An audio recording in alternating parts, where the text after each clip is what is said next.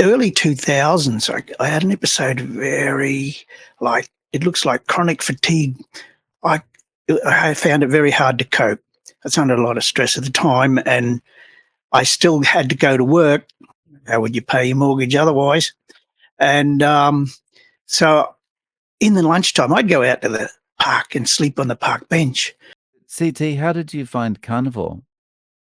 Okay, so I sort of stumbled into Carnivore, and if I may, I'll just go back through some of my health issues I've had over the years. It's sort of relevant. So, back in the 1990s, I think I had a diagnosis of diverticulosis, and that's when you have weakness in the walls of your bowel, and then it starts to balloon out. And then if food or something gets stuck in those balloons, it can get infected, and then that develops into diverticulitis, which is quite a serious thing. And the treatment can be surgery, which the doctors here in Australia generally don't recommend. Or you can, now when you get an attack of diverticulitis, you pretty much stop eating anything and take antibiotics and wait for it to calm down. And then there's a period of eating no fibre for a few weeks, and then they then tell you to get back on a fibre diet. Now, every 5 years or so, it flares up for me. And only one time I ended up in the ER in the hospital because the pain was so bad. And it was what happened. They gave me some painkillers, waited for everything to settle down and sent me home. So I didn't get admitted or anything. I just sat in the bed in the ER for a couple of hours, and then I go home. But anyway, that was in just before century turned, and then in early 2000s, I had an episode of it looks like chronic fatigue. I found it very hard to cope. I was under a lot of stress at the time, and I still had to go to work. How would you pay your mortgage otherwise? And so in the lunchtime, I'd go out to the park and sleep on the park bench. And then when I went home on the bus, I'd get off the bus, and I was thinking to myself, how am I going to get home? I can hardly walk. So it was just take one step and then another step. And that's the way it was. I could just take one step, and then eventually I'd get home. Now, I don't remember exactly how that stopped, but after a while it wasn't so bad. And very soon after that, I got diagnosed with type 2 diabetes. So that was in the early 2000s. And so I got the current books that were published at the time about what you should do. And I started following that. Now, I've got a book or two here. I still got these books. If I can read from one section here. So this is all about kilojoules, right? This section says it's all about kilojoules. And they say 50 grams of cheddar cheese is 845 kilojoules. But then you've got all these vegetables. And so that was one book. And these are both Australian books, by Australian doctors. And here's another one here. It talked a lot about, they did mention a little bit about low carbohydrate diets in this one. And they say they are either high protein or high fat or both. They cannot be anything else because you have to get your energy from something. And then there are at least two variations, and they say very low in carbohydrate, which is less than 100 grams, and extremely low, which is as little as 20 to 30 grams. And they talked about that. They said it was okay for losing weight, but then potential risks with them in the long term. And they reckoned it caused muscle fatigue, and insufficient fibre intake causes constipation, and you could get headache and tiredness due to low blood glucose levels and bad breath because of ketones. Now, I never heard about that one. I don't know about bad breath with ketones, but that's what people said then. And they were promoting the carbohydrate. They were saying in this book that you need to have the carbohydrates to lower your insulin resistance. And and they're saying ketones are bad for you, that sort of thing, in that book. So anyway, that was the current thinking at the time. So I was on metformin and I was following that more or less. So I cut out all my sugar and ate that way more or less. And I went along reasonably well for a while. I'd measure my blood sugar, my blood glucose in the morning is 6.9. And I think that's 124 in the other scale. And in the morning, that was it. I went along for a long time like that. Now, today, if I'm 6.9 in the morning, I'm thinking, holy smoke, that's so good. but anyway, then I was also still suffering from fatigue and depression. And I eventually found massage helped me. So I really enjoyed my massages, and it was a bit of a break and de-stressing. And I was so impressed with that. I decided to study massage myself. So I did become a massage therapist, which I work part-time most and sometimes full-time. And I got into the healing game. Now, I worked as a healer for a while using massage and other techniques. And I think maybe that helped me stay stable. And I don't know, but that's what I think. And then what happened for quite a few years, it wasn't until 2011, thereabouts, I was doing reasonable, but then it's sort of like things just slowly getting worse. And come 2018, thereabouts, I met a doctor who suggested keto diet. This doctor said, oh, you can go on the keto diet and you can lose weight and you won't need to take or you can reduce your metformin. I said, that sounds fantastic. Let's try that. So I did that. I tried to do that. I mean, cut the carbs, not right down, but then I was still having trouble with the stuff that I love to eat. And pizza. I'm Italian background and I love pizza and spaghetti and things like this. And so eventually got around about a couple of years after that, I got to see, I shifted house. So I saw another doctor and eventually my HbA1c got up over 8. And so I got prescribed an extra medicine. So it's metformin and glycoside. And that, for a long time too, they'd been trying to get me on blood pressure tablets because my blood pressure was going up. So I was taking perindopril. And then eventually I went back to that doctor too, and I started to get reflux, and that would cause phlegm in my chest.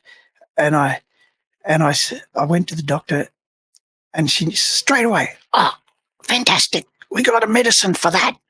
And so I think, what was the name of the medicine? It was here, pantoprazole, and for the reflux. Actually, it works quite good, I have to admit, because the reflux was terrible. But sometimes I'd travel overseas, and just after the doctor prescribed my glycoside, I didn't understand. So I thought I would replace the metformin, but actually you have to take them together. And so I went overseas with my glycoside, and I'm taking this. I'm going, my blood glucose is still going up, still going up. So I had to call the doctor from Thailand and call the doctor.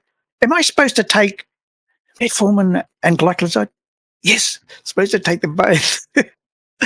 So I had to go and pay like $100 to go and get some more metformin from a doctor over there, and so this just kept getting a little bit worse. So I went over to Thailand another time after that, and during that time, I had an episode of diverticulitis.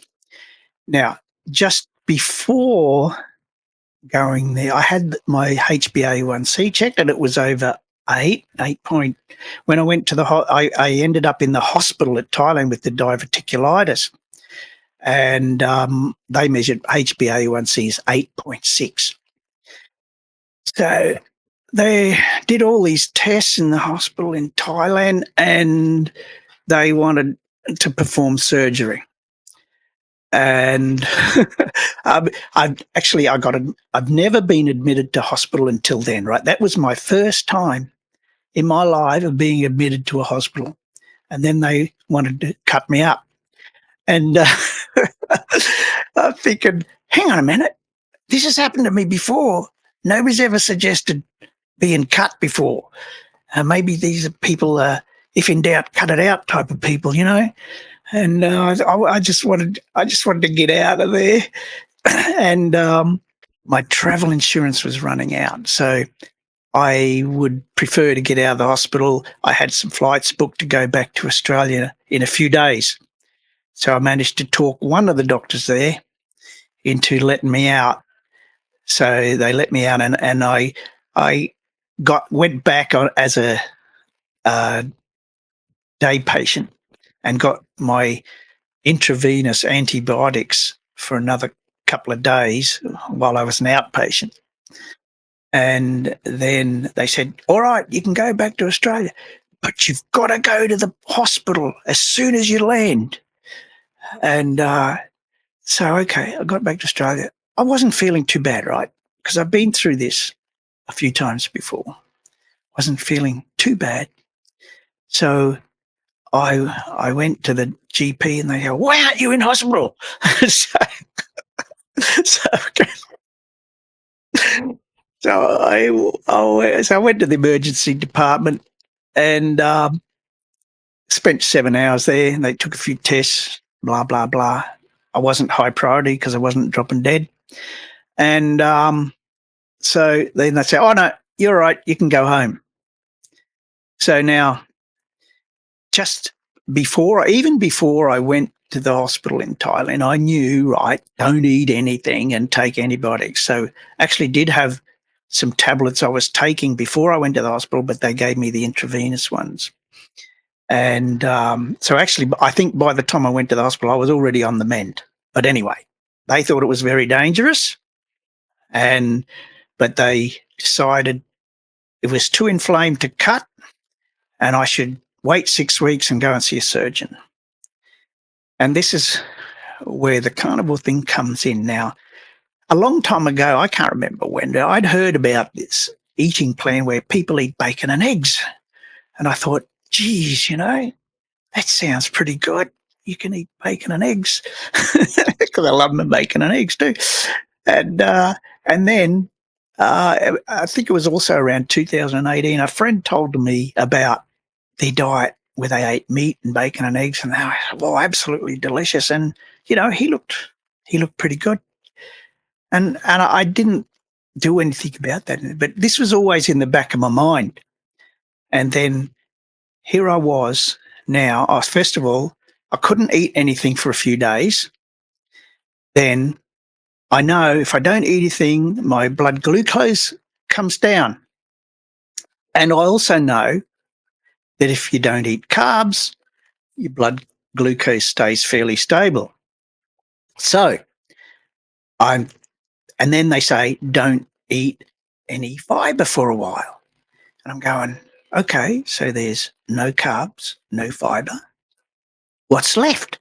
Oh, bacon, eggs, beef, butter, avocado, all these things. Oh, that's okay. So, so I started that plan, and you're supposed to stay on that 30 days or something like this. And then they say, oh, you should eat plenty of fiber. I got that on my recommendation from my colonoscopy. This may benefit from maximizing dietary fiber. And I'm thinking, maybe not so much. I'm thinking, if you've got to stay off fiber to repair, what's the point in adding fiber in again? And of course, also at that time, I started to watch all the YouTube videos about carnivore and everything and learning a bit more about it. So I got hooked on it. And then that was in November. That was when I first started, early November 2023. And then I had a blood test again in December. And this was only like a few weeks after I'd started A, not eating, and B, carnivore, and my HbA1c was 6.6. And the doctor was a little bit surprised.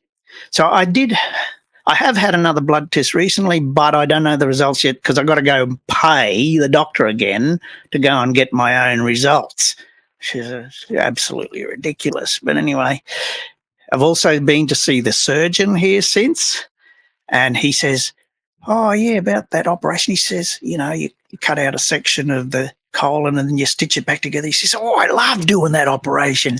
It's fantastic. But he says, I don't think we need to do it in your case. So I was pretty happy about that. And I'd really like to continue this. Now, some of the benefits, first of all, the non-benefit. Everybody talks about losing weight, but I'm the same weight. For 3 months, same weight. I got this beer gut, even though it's smaller now, right? It's a little bit smaller. I can see over it now. And and a couple of inches off my waist, but I'm the same weight. And I'm going, what's going on here? I don't know. But anyway, I'll persevere for a while. But I've got improvement in my I want to go out and walk, right? I couldn't get out and didn't feel like walking or any exercise, but I loved going out to walk now.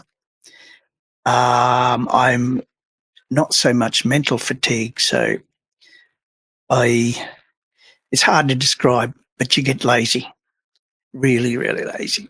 And I'm feeling a little bit more motivated to do something now. And for a long time, I had arthritis in my hands. Now, I had it in both hands. My right hand ended up healed more or less by itself a little bit before I went carnivore, but since going carnivore, my left hand is much better. So my left hand, I can make a fist now, and that's very, very difficult to make a fist before. So that's an improvement. Now, the other thing I did not mention is about the medication. So when I was in the hospital in Thailand, so I was on liquids only, and the food they were feeding me was completely inappropriate for a diabetic, and it was full of sugar and carbohydrates. And so I was a bit sus about eating it, but anyway, you got to do what they say.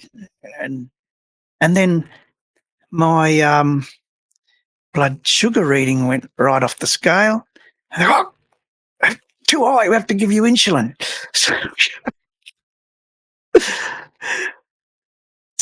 So I after that, I sort of like didn't eat their stuff, what they gave me, and I got out of hospital.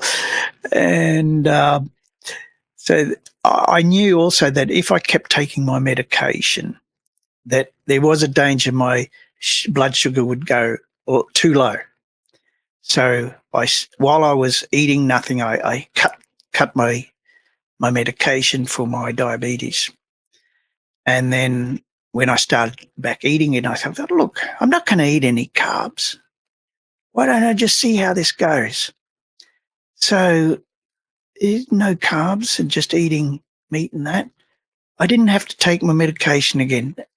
And that I cut the reflux medication as well. Now, it took a couple of weeks for that to settle down, but it was really horrible before, but it's much, much better now. I just get minor episodes every now and then. And then I had the blood pressure tablets. And I never really liked taking them anyway. So I sort of took them. So I now haven't been taking those either. I've been measuring my blood pressure, and the doctor happy with. I mean, it's not super low, but it's not in the high range anymore. It's not in the area where the doctor has to worry. So I've been off medication. My blood glucose is so I've got a CGM wearing that so that I can see what happens, and the blood glucose stays in the green zone. Now, it's a little bit higher than what people without diabetes would have, but it stays in the green zone. And sometimes when I'm asleep, sometimes it dips down into the too low area. But I don't think you should worry about that too much. As long as if you're not taking your medication to lower your blood glucose, I think that's okay. And yeah, there was one other thing was funny because I got this blood glucose monitor on. It's very difficult to try, especially when you travel. You travel, what are you going to eat? You go to a pub to eat. Oh, can I have the steak and no chips, no salad? And they oh, that'll be $50, just for the steak. Or you can actually go to McDonald's and order a Big Mac without the buns. That's not too bad either. But very difficult when you're traveling to get the right food. And especially when I go over to Thailand and went over to Thailand and difficulty. I mean, they have plenty of pork, chicken, very reasonable prices. I don't eat a lot of pork and chicken, but it's there, and trying to find beef is a little bit tricky, but I'm getting to know the places that sell Aussie beef, for example. They have New Zealand beef, Aussie beef, but their prices are a bit expensive, of course. And one steakhouse I went to is like big T-bone, about $100. uh, uh, big, yeah. And we went on a road trip and we stayed in a hotel and we had to leave early to go for a bit of a day trip. And they gave us a packed lunch sort of thing, sandwich. I thought, oh, I don't know, how am I going to go with a sandwich? So I ate half the sandwich, and then the blood glucose went right up into the red zone pretty much straight away. Oh. So I'm not going to eat the other half of the sandwich. And then, yeah, so it looks like bread, white bread, no good. But not that. It's pretty scary when you think about that because, like, diabetics all over the world are, like, thinking it's okay to eat this kind of way, and why can't I get my blood sugar under control? Yes, exactly. Stan. Siri's talking to me. So I don't know. I think that's. Let me see. I think that's about all I. Just to clarify, so you started in November. Yes. Yeah.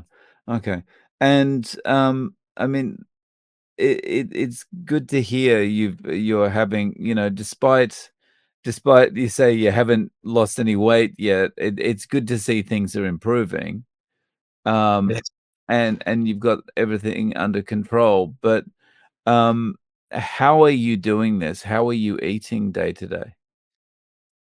Yeah, so I I also obviously heard about intermittent fasting as being a tool. So I tried that first with lunch and dinner. Skipping everybody seems to skip breakfast, but that's not for me, right? There's a couple of problems with that for me. Um, One is I noticed that even though I was eating at 5 p.m. or even 4 p.m. some days, my blood glucose would get to remain in the high zone in the night. So when I was sleeping, and then when I'd wake up in the morning, it goes high again. So it's a bit hard to describe, but 10 is 10, which is 180 in the other scale. 10 is your upper limit for normality normally. And I'd hover up 9, 10 when I before I go to bed. And then it'd slowly come down a bit in the night. And then in the morning you get up. It's called, I forget the name for it, but it goes up in the morning when you get out of bed. So you're up 9 or 10 again. Um, and I like my bacon and eggs. So I switched it around a bit. So I have bacon and eggs in the morning, breakfast. It's early, and I eat my lunch, usually steak or something like this, and then I have nothing at all except maybe if I get hungry, I'll have a bit of cheese or a cup of tea.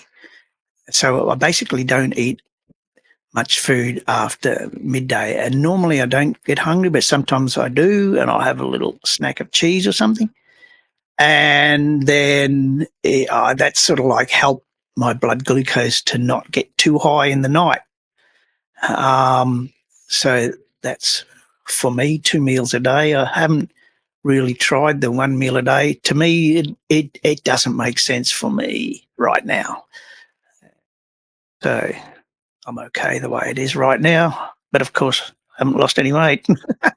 So I may have to try something different soon. So, has anyone else noticed how you're eating, and have you had questions about it? So the social life is cut down a bit because you think, well, going out to eat is too difficult, So I mainly stay home and don't have a lot of contact with people, but the immediate people around me, no, they're completely accepting of it. No real, no real issue with that. And have you seen your doctor since November? Yes. Have you told your doctor? Oh, sort of. I mean, she knows I'm on a low fiber diet, but I haven't actually told her I'm not taking any of my meds anymore. So I'll break the news. I think next time I go visit, get my latest blood test results and the colonoscopy results.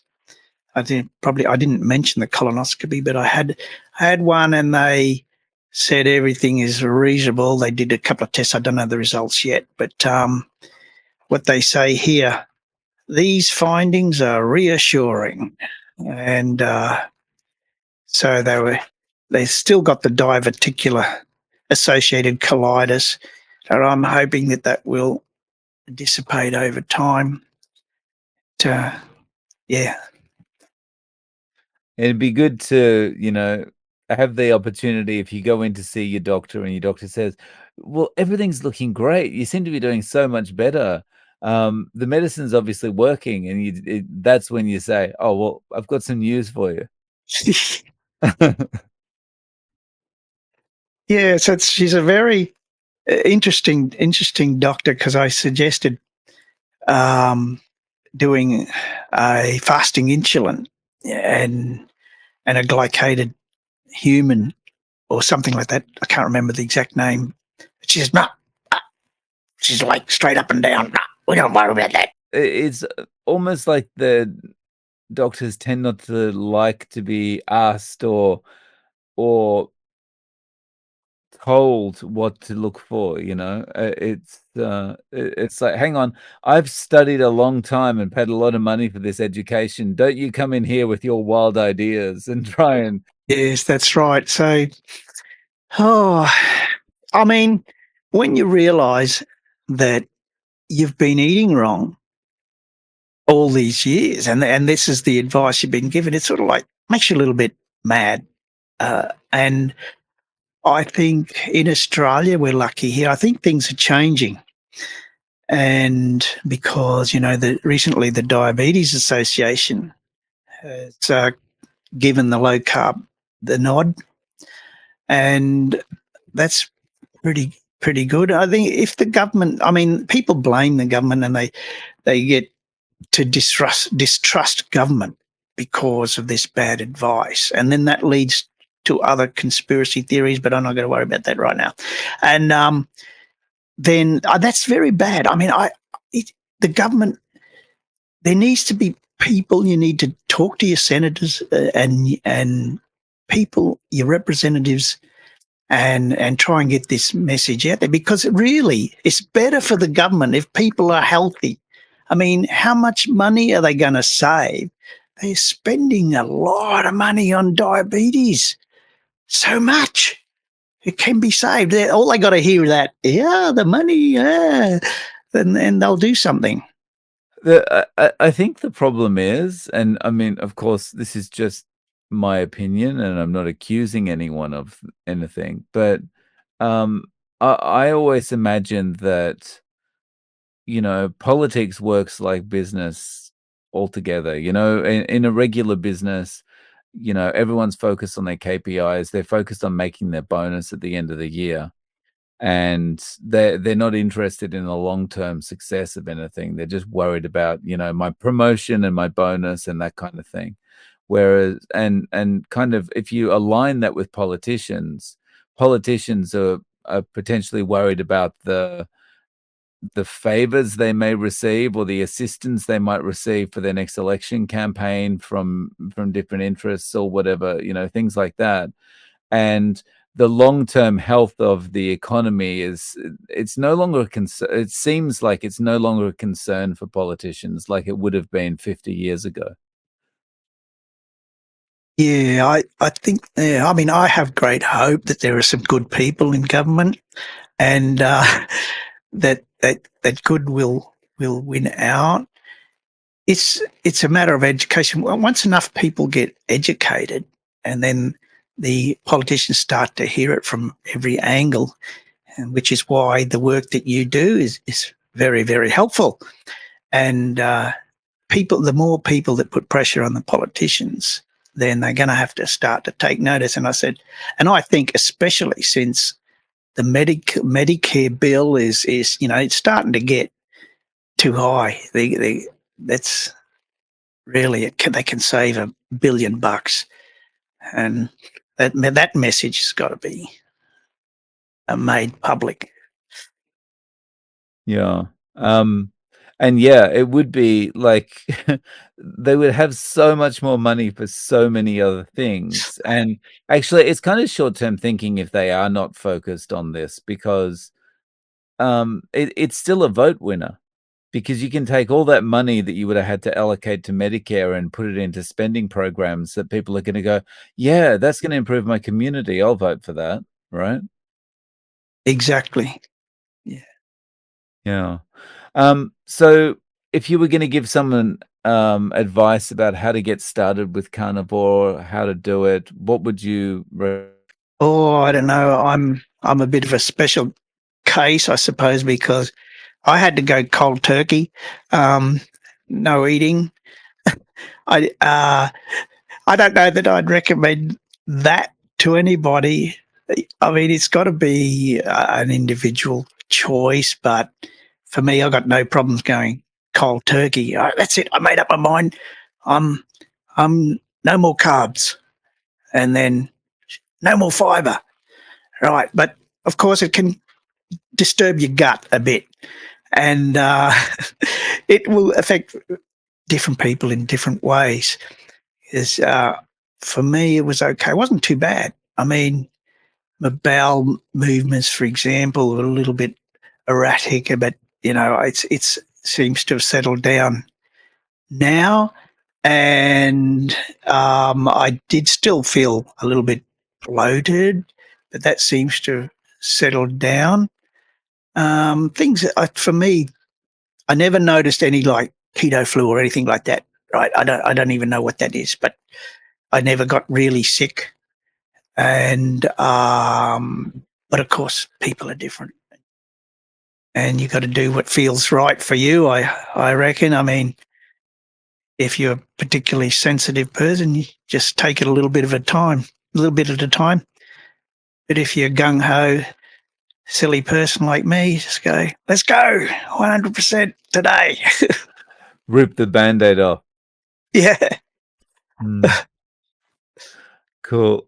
So, CT, is there a way we can reach out to you? Do you have a YouTube channel? Yeah, I have a YouTube channel at Critical Think. Now, it's sort of like a sciencey education channel where I teach people about how to determine that the Earth we live on is a globe.